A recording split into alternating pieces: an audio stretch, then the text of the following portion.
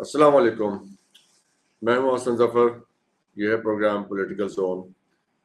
सबसे अहम खबर तो यह है आज की कि पाकिस्तान में ट्विटर खुल गया है और ये ट्विटर खुलने से हमारे सामने वो चीज़ें हमारे सामने आई हैं जो अभी तक हमारी नज़रों से अभी ओझल थी। सबसे इम्पोर्टेंट चीज़, इस वक्त इंडियंस अपने मीडिया की बैशिंग कर रहे हैं। जो उनके मीडिया ने उनको पिछले 3-4 दिनों में दिखाया, जिस किस्म की फेक न्यूज़, अनफाउंडेड न्यूज़ उनके सामने प्रेजेंट की गई। दिखाया जा रहा था इस्लामाबाद पे कब्जा हो गया इंडिया का, कराची को इन्वेट कर दिया, लाहौर को इन्वेट कर दिया है, and whatever level of nonsense one can imagine was on the Indian media.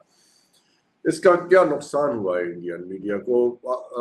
ये नुकसान जो हुआ है 7 मई की रात से लेके आज तक 2 दिन हो गए, 9 मई है की शाम है आज। उनके जहाज़ों का नुकसान तो हुआ, $1 बिलियन के जहाज तो सीधे सीधे चले गए। उसके साथ जो क्रेडिबिलिटी का नुकसान हुआ हिंदुस्तान की, उनकी मिलिट्री क्रेडिबिलिटी, उनके पायलट्स की ट्रेनिंग के ऊपर सवाल उठे, उनके मीडिया की जो हैंडलिंग ऑफ द सिचुएशन है उस पर सवाल उठे, उनकी उनकी जो पॉलिटिकल स्ट्रेंथ है जिसके ऊपर मोदी साहब का सारा एक स्ट्रक्चर खड़ा हुआ था उनकी गवर्नमेंट का, उनकी पॉलिटिकल क्रेडिबिलिटी पर सवाल उठे। और सबसे बड़ी बात यह है कि जिस किस्म का उनको रिस्पांस मिला यूरोप से और अमेरिका से भी, उसके ऊपर 100 सवाल उठे कि ये इनकी क्या फॉरेन पॉलिसी थी, ये इनकी क्या डिफेंस पॉलिसी थी, ये इनकी क्या पॉलिसी थी ऑफेंसिव डिफेंसिव के ऊपर जो डॉक्ट्राइन थी वो क्या पॉलिसी थी। Everything came down along with those 5 jets. उन जहाजों के साथ ही धड़ाम से सब कुछ नीचे गिर पड़ा। Total credibility of the Indian media, यानी उनकी आर्म फोर्सेस की क्रेडिबिलिटी, उनके मीडिया की क्रेडिबिलिटी, उनके फॉरेन ऑफिस की क्रेडिबिलिटी, ये तीनों एस्पेक्ट डिस्कस करते हैं। आज हमारे साथ एम्बेसडर नायला चौहान साहिबा हैं, ब्रिगेडियर इमरान मलिक साहब हैं। ब्रिगेडियर साहब, एम्बेसडर साहिबा तो मेरे ख्याल अभी ऑफलाइन हुई हैं, she will be with us very soon. So let's begin with the credibility of their armed forces. What do you have to say about it, the way challenged and the way it has been damaged? देखिए doctor साहब, सबसे पहली बात तो बहुत नवाजिश के आपने अपने प्रोग्राम में शामिल किया। ये मैं बात ये लिख भी चुका हूँ और कह भी चुका हूँ कि उनकी जो आर्म्ड फोर्सेस हैं उनकी क्रेडिबिलिटी जो है वो डिपेंड करती है कि उनको जो टास्क जो है उनकी जो गवर्नमेंट है वो किस तरह से करती है। अब मसला ये है कि उनकी जो गवर्नमेंट है उसकी समझ में थोड़ी अभी क्या कहना, ये कमी का लफ्ज़ इस्तेमाल करने का थोड़ी डेफिशिएंसी है इस बात को समझने में कि जो उनका एक्चुअल रियल पावर पोटेंशियल है और जो उनकी लीडरशिप के स्ट्रेटेजिक एम्बिशंस हैं, एम्स एंड ऑब्जेक्टिव्स हैं, उनमें बेइंतहा फ़र्क है। और यही जो फ़र्क है वो जो नहीं समझ रहे हैं, जिसकी वजह से वो बेपनाह जियोपॉलिटिकल और जियो स्ट्रेटेजिक किस्म के ब्लंडर्स कमिट कर रहे हैं। मिसाल के तौर पर उनकी एक स्ट्रेटेजिक एम्बिशन है कि हम अखंड भारत बनाएंगे, अफगानिस्तान से लेकर इंडोनेशिया तक सारा एशिया जो है वो नई दिल्ली के अंडर कमांड आ जाएगा, उसके ज़ेर साया आ जाएगा। But do they have the power potential to do it? जब उनके पावर पोटेंशियल में और उनके जो स्ट्रेटेजिक ऑब्जेक्टिव्स हैं या स्ट्रेटेजिक एम्बिशंस जो हैं उनमें कोई कंपैटिबिलिटी नहीं है, तो फिर वो ज़ाहिर बात है कि they will always fall short.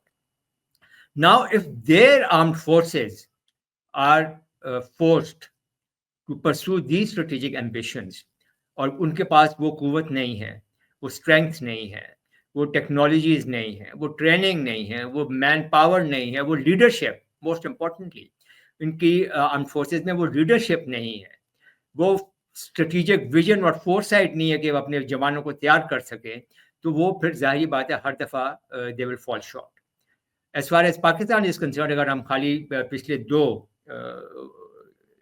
Instances ले लें जहाँ पे हमारी उनके साथ मुठभेड़ हुई है, 2019 which was more or less at the tactical level, जहाँ पे Pakistan came out with flying colors. As a matter of fact, our Pakistan Air Force and our Army came out with flying colors.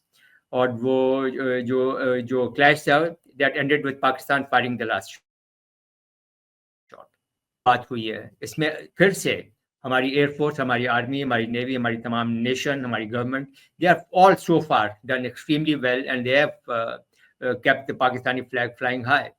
ابھی اس وقت ہماری air force نے ان کی air force کو ٹوٹلی ڈومینیٹ کر لیا, اور they have not only achieved year superiority, they have actually achieved air supremacy.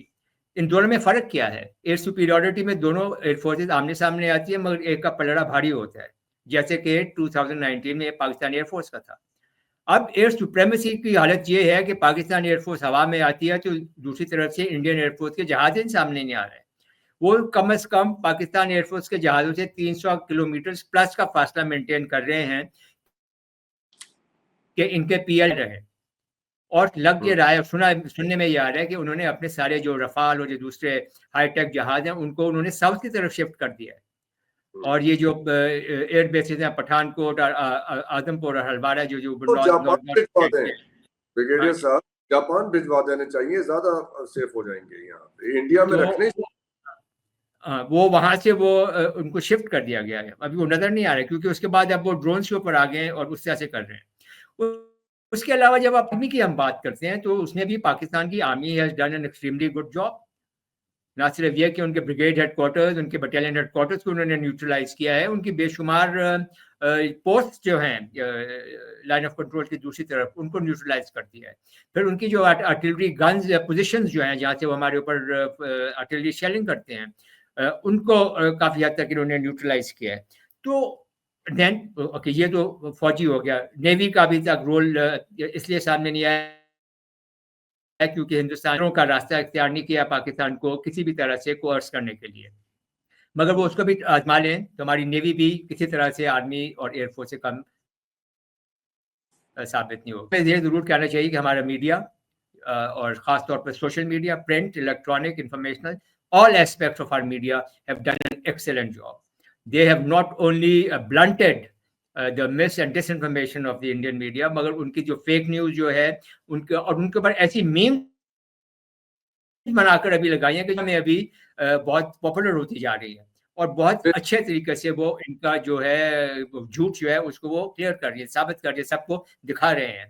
تو میرے خیال میں اوور آل اگر اب دیکھا جائے تو this was a fantastic whole of the nation effort by Pakistan, اور اس کو ایسے ہی رہنا چاہیے. اور اگر ہم اگر کیا مطلب I am sure we will go into that retaliatory mode, تو اس کے وقت بھی ہمارا یہ جو یونٹی جو ہے قائم و دائم رہنی چاہیے. As far as the credibility of our armed forces is concern, وہ سب کے سامنے ہے, اور جو credibility of the Indian armed forces ہے وہ بھی سب کے سامنے آ چکی ہے.